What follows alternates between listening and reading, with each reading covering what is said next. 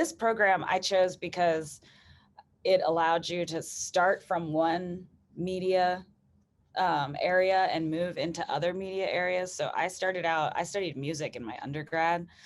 And so I wanted to make videos and I wanted to do coding, but there was no way to get there from a music degree, basically. I was in like the underground music scene in Baltimore. And so everyone needed music videos, everyone needed live recordings of bands and stuff and graphics. And so I wanted to be able to do all that sort of thing for musicians and artists. And this was like a great way to just spend a bunch of time learning all that stuff really fast instead of teaching it to myself after work every day.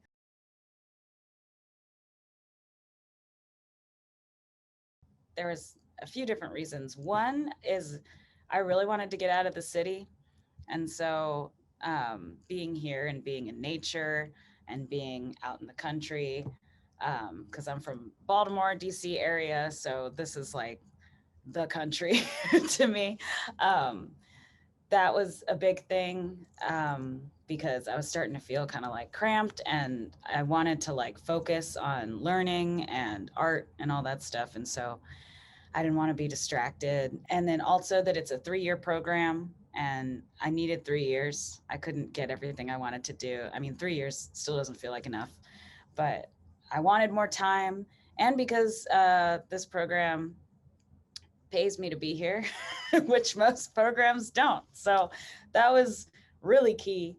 But I did kind of fall in love with the town when I came here to meet some of the grad students and talk about the program. I felt the most at home here.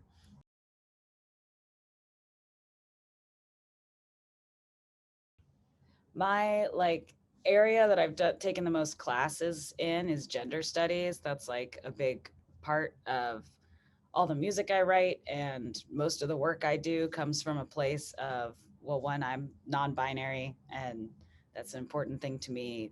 My band is like a rape revenge band, like, so feminism and gender studies and looking at everything through that lens is kind of like how I do everything. So I've been studying that. The main thing I've been focusing on, and that OU has kind of gotten me to focus on in a way that I think I haven't considered before, is the impact of narratives and what narrative we decide is explains how things are.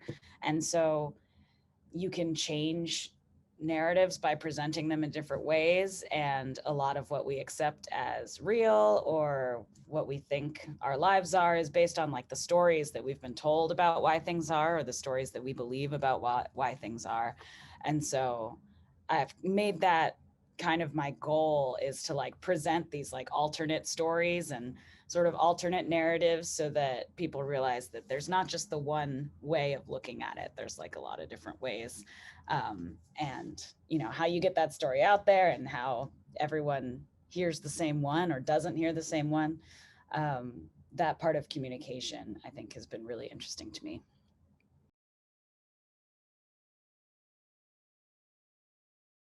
I just found out one of the experimental films, the one with the red cubes, that's going to be in the film festival. And I am really proud of that one. Nobody cares and you won't shut up. Nobody cares. Nobody cares and you won't shut up.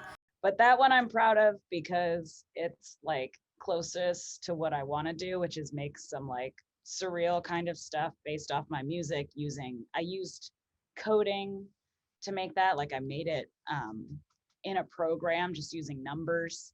And so that's the kind of stuff I want to make, stuff that kind of creates itself through you know, equations and stuff.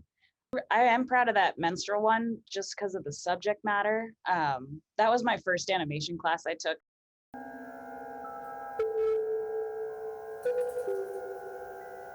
I went on a run for the first time in a while and just definitely felt that like burst of energy.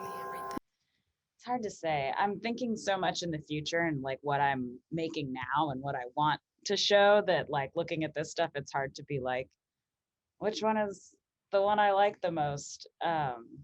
But I mean, the Fester music video.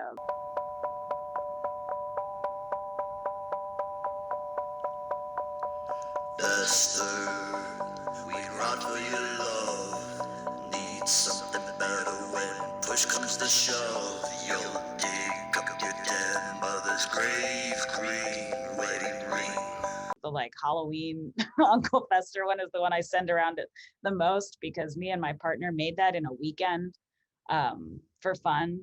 And that's kind of like the kind of art I wish I could do all the time, which is just like in the moment, sort of like, this is how I feel right now.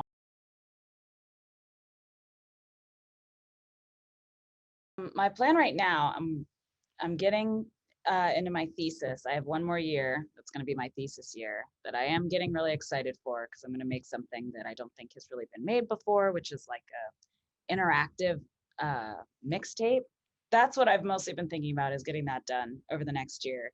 And then after I get out of here, I would like a job.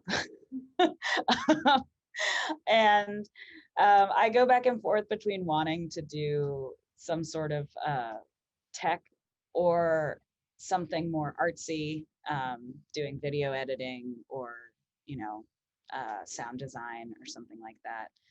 I'd like to do something that's technically oriented using the skills I learned because I was a teacher before I came here. I was teaching songwriting and recording and music technology to high schoolers in Baltimore. And I got a little burnt out on teaching and I'd like to wait a bit longer before going back into it, even though I love being in school and being around people who are learning and helping people learn. I love doing all those things, but I, and I'd eventually like to do that as my job, but not right away, not yet, because I want to get better at it first.